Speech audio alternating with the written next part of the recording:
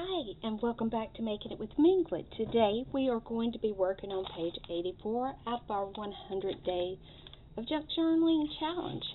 And this page is very colorful, and I have selected the quote, "At the end of your brush is the tip of your soul." And this was from Anne-Marie Hamilton. So I was in my photography book and I found these brushes and I thought, okay, that's perfect for that quote.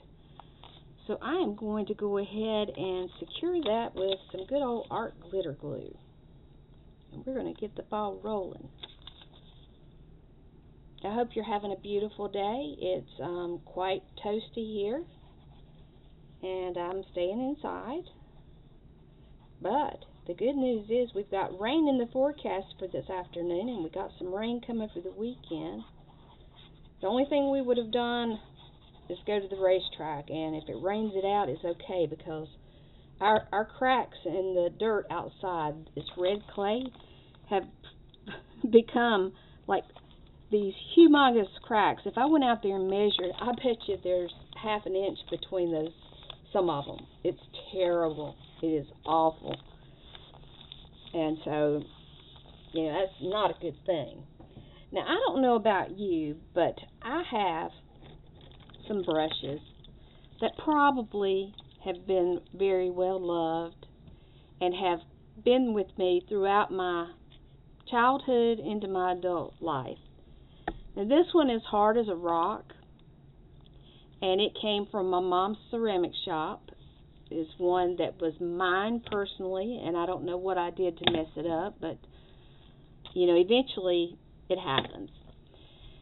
But I have this little brush right here that was my mom's, and it looks like nothing. You'll see me get it out and use it because it has hardly any nubs on it at all, and the metal is starting to get loose from the paint handle. But this is one that's been around a very long time, and it was one that my mom used when we did ceramics, and then we learned ways to use these little stubby brushes when she started doing porcelain dolls. It was a means of getting down into the fine lines and details and cleaning up anything that was a little bit like may have had a seam or something. So it's kind of special to me. And eventually, if you use things long enough, they become, hard to use. And I don't want to use it until it's just gone and there's nothing left. So this is the day. This is the day that it becomes special, and it gets put up and placed in my journal. Part of journaling for me is telling a story. And with doing these quotes, I've shared some stories with you, but my mom was very creative, and she was a firm believer in, pay the extra money to get the nice brushes. You can buy cheap brushes all day long, but all you're going to have is cheap brushes, and you can't expect to do quality work with cheap brushes. So luckily, I've got some of her brushes that I am able to use in my craft now. Who would have thought that from the time I was 10, 11 years old, I would work in my mother's shop, and I would work with the brushes just like she did. I went to classes just like she did, and I have certifications that show that I completed certain classes, and that, I am considered competent to teach those classes. And I didn't want to do it. After I left home, it's like, she wanted me to take over the business when she was ready to retire, and that was after my dad died. But around that same time, I had become a mother. And I knew how hard it was. I knew what hard work it was. But I have to say, I admire her. She somehow managed to raise a family, build a business from the ground up, watch it grow, and teach people to do things they never thought was possible. And I think that encouraged me, in my path of life. It encouraged me to always try to encourage others. If you can do something that they can't, give them a hand up. Give them the hand up. Teach them how to do it. So I think that's one of the reasons I started making YouTube videos, because I have invisible illnesses. Sometimes I'll talk about them, sometimes I don't, but they're there. It's a big, long list. It's an embarrassing list.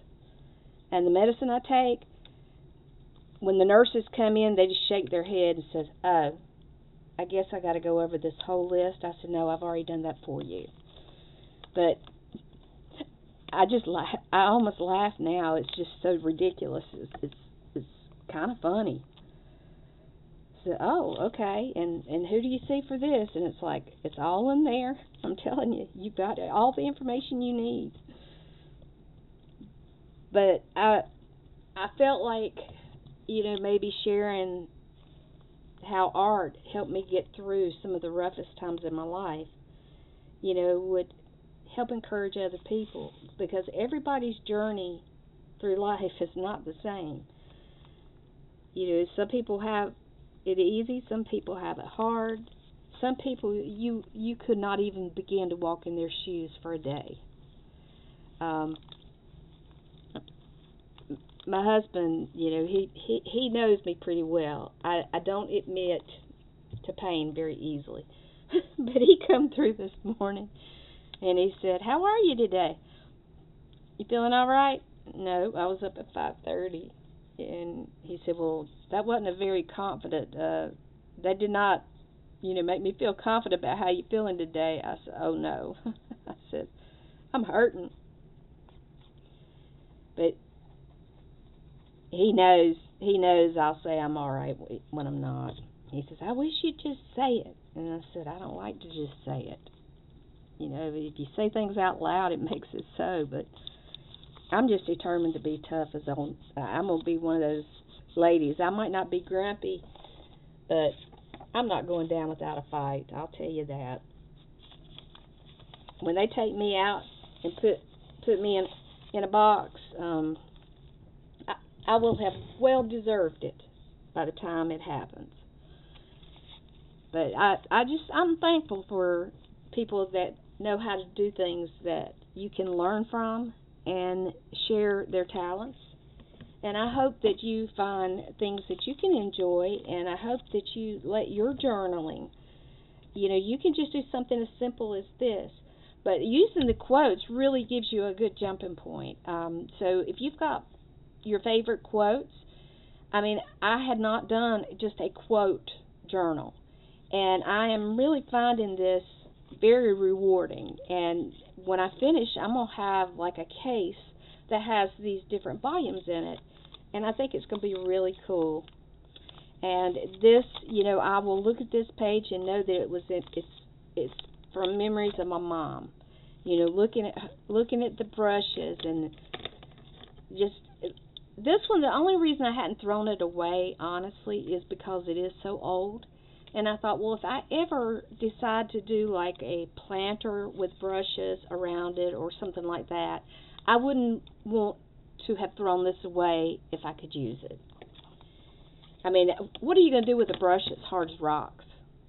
Not much, but it still holds some memories in it. And that's what makes me hold on to it. I've replaced most of the brushes, but I still have those, and then I have brushes that were my kids when they were in school. One of my daughters, had to have lots of brushes because she was in the advanced class, so there you have it. And one of the things about this purple brush is it picked up the purple in this background that seemed random with the pink. So I think it turned out pretty good. So just remember, at the end of your brush is the tip of your soul. Until next time, be well, my friends. And if you have a few moments, give me that thumbs up, okay? Bye-bye.